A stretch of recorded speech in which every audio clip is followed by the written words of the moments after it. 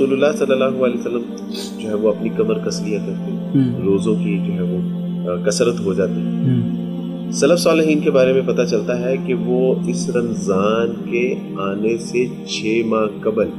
اللہ سبحانہ و تعالیٰ کے حضور دعائیں کرنی شروع کر دیتے تھے کہ اللہ سبحانہ و تعالیٰ ہمیں رمضان تک پہنچا دے. اللہم بلغ. یہاں تک پتہ چلتا ہے کہ اس کی قدر و منزلت کیا ہے. کہتے کہ اللہ سبحانہ و تعالیٰ جی ہمیں رمضان تک پہنچا دیتے، اور جب رمضان آ جاتا اس میں خوب صدقہ خیرات کرتے ہیں. رسول اللہ صلی اللہ علیہ وسلم کے بارے میں آتا ہے کہ آپ تند و تیز ہواؤں کی طرح جو ہے وہ صدقہ خیرات کرنا شروع کر دیتے تھے، بلکہ ان سے بھی زیادہ.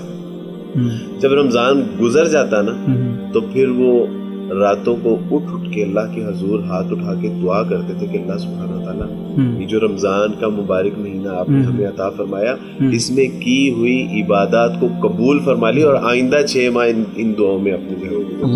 ہے یعنی اس کی اہمیت جو ہے وہ یہاں سے پتہ چلتی ہے کہ ہمارے سلف صالحین کا اس میں طرز عمل کیا ہے. دوسری بات کہ یہ رمضان اللہ سبحانہ و تعالیٰ نے مسلمانوں کی ایک بنیادی ٹریننگ کا ایک بالکل یعنی اس کو ہم سمجھتے ہیں کہ شاید یہ کھانے پینے کا مہینہ نہیں ہے، یہ تو کھانے پینے سے رک جانے کا مہینہ ہے. یہ تو دوسروں کو کھانا کھلانے، دوسروں کو پانی پلانے اور دوسروں کو جو ہے وہ نفع پہنچانے کا مہینہ ہے. کیونکہ اللہ سبحانہ و تعالیٰ اب 3 طرح کے لوگوں پہ یہ رمضان گزرتا ہے. ایک وہ کہ جن کے اوپر رمضان آتا ہے اور بغیر کوئی اثر چھوڑے وہ رمضان گزر جاتا ہے، وہ لوگ کوئی اس سے اثر نہیں لیتے. دوسرے وہ لوگ کہ جو میری طرح کے بہت کم اعمال کرنے والے ہوتے ہیں، رمضان آتا ہے، رمضان کے مہینے میں نسبتاً ان کے اعمال اقوال کچھ بہتر ہو جاتے ہیں، عبادات صدقہ خیرات کچھ بہتر ہو جاتا ہے، لیکن جیسے ہی رمضان گزرتا ہے تو وہ اپنی نارمل روٹین میں آ جاتے ہیں. تیسری طرح کے لوگ وہ ہوتے ہیں کہ جن کے اوپر رمضان آتا ہے، ان کی زندگی کو پہلے سے بہتر کرتا ہے، اور پھر جب رمضان گزرتا ہے تو وہ اسی طرز عمل کے اوپر جو ہے وہ اپنا اگلا پورا سال گزارتے ہیں. گویا کہ ان کی جو پرفارمنس ہے اس میں بہتری کر کے رمضان چلا جاتا ہے، اور آئندہ سال پھر وہ بہتری کر کے جاتا ہے. ہمارے یہاں آپ نے دیکھا ہوگا کہ آرمی پرسنز ہو، کارپوریٹ کمپنیز ہو، ایک جو ہے وہ سیلز مین آتا ہے، اگر وہ ٹریننگ کرتا ہے، اچھی پرفارمنس دیتا ہے تو وہ ایگزیکٹو سیل پرسن بن جاتا ہے، اس کے بعد مینیجر بن جاتا ہے، اس کے بعد جو ہے وہ بورڈ آف ڈائریکٹر تک چلا جاتا ہے. تو رمضان اصل میں ہماری پروموشن کے لیے آتا ہے، ہر سال یہ ہماری پروموشن کے لیے آتا ہے کہ بھئی یہ تو ایک گولڈن اپرچونٹی ہے تمہارے لیے. اس کا ہمارے جو یوتھ میں ایک بڑی پرابلم نظر آتی ہے وہ یہ ہے کہ اکثر لوگ شکایت کرتے ہیں کہ یوتھ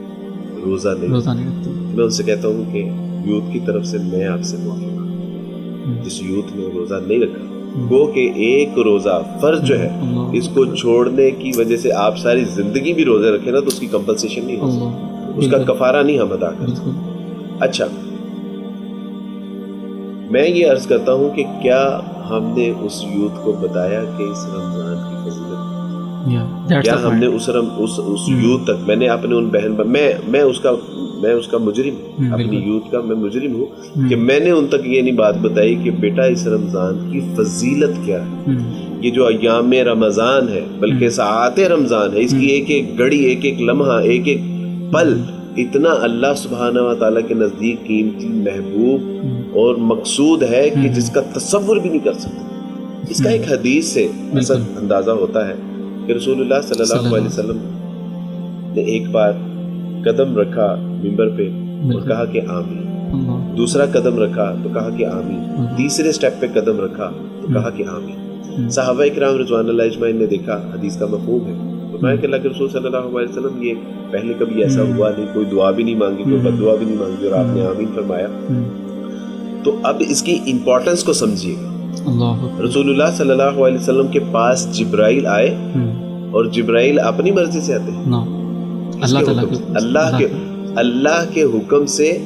جبرائیل علیہ السلام تشریف لا رہے ہیں اور رسول اللہ صلی اللہ علیہ وسلم کو کہہ رہے ہیں کہ محمد کہیے کہ اللہ سبحانہ و تعالیٰ ایسے لوگوں کو ہلاک کر دے کہ جس نے اپنے والدین کو بڑھاپے میں پایا لیکن ان کی خدمت کر کے جنت کو، اللہ ایسے لوگوں کو ہلاک کر دے کہ جنہوں نے رسول اللہ صلی اللہ علیہ وسلم کا جن کے سامنے نام لیا گیا اور ان کے اوپر درود نہ بھیجا. آپ نے فرمایا آمین. اور تیسری بات کہی کہ ہلاک ہو جائے ایسا شخص کہ جس کی زندگی میں رمضان آیا اور اس نے اس رمضان میں اللہ سبحانہ و تعالیٰ کو راضی کر کے اپنے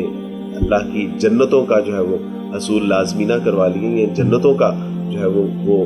جنت میں جانے کا اپنے آپ کو مستحق نہ بنا لیا، تو ایسا شخص ہلاک ہو جائے اور کیا فرمایا کہ آمین۔ اب اللہ کا حکم،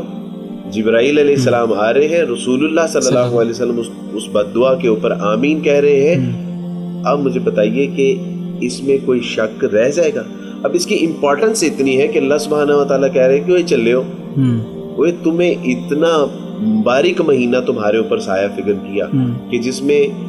ایک کے بدلے 70 گنا جو ہے وہ تمہیں جو ہے وہ اجر و ثواب دیا جائے گا۔ تمہارے نوافل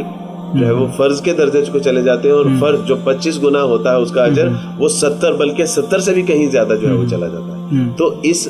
سیل کی لوٹ سیل کے موسم میں بھی اگر تم اپنے آپ کو جنت کا مستحق نہ بنا سکو تو پھر رسول اللہ صلی اللہ علیہ وسلم فرمایا کہ ایسا شخص تباہ و برباد ہو جائے۔ کیا ہم نے اپنی یوتھ تک یہ بات پہنچائی؟ ہم نے ان تک یہ بات نہیں پہنچائی، اس لیے بیچارے وہ جو ہے وہ عام